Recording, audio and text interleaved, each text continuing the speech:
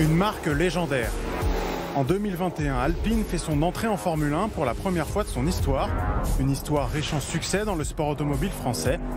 Alpine, c'est le premier constructeur vainqueur du championnat du monde des rallyes en 1973. Mais c'est aussi des victoires aux 24 heures du Mans, comme en 1978. Plus récemment, en 2019, un titre de champion du monde d'endurance dans la catégorie LMP2.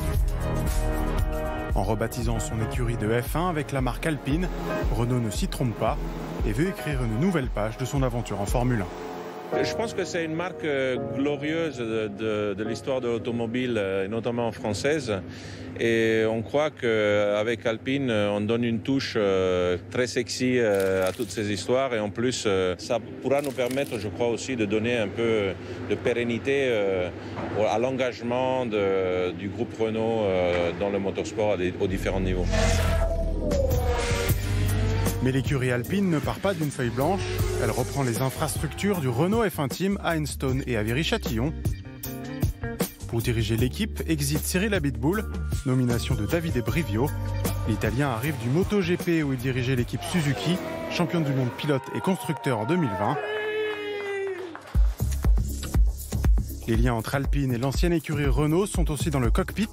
Au volant de l'A521, le français Esteban Ocon, titulaire chez Renault la saison dernière, mais aussi Fernando Alonso qui fait son grand retour en Formule 1. Alonso, double champion du monde de F1 avec Renault en 2005 et en 2006.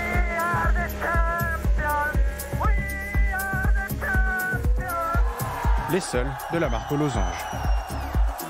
Donc l'objectif vraiment c'est de capitaliser sur la lancée de la saison dernière, surtout de la deuxième partie de saison, avec des résultats forts en deuxième partie de saison, notamment 3 podiums et la deuxième place d'Esteban.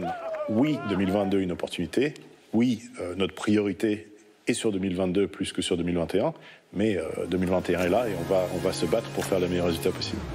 Pour sa première saison sous la marque Alpine, l'écurie française veut marquer les esprits, mais elle regarde surtout vers 2022 et la nouvelle réglementation pour élaborer une voiture capable de gagner des courses et des titres. L'ambition d'Alpine pour les années à venir.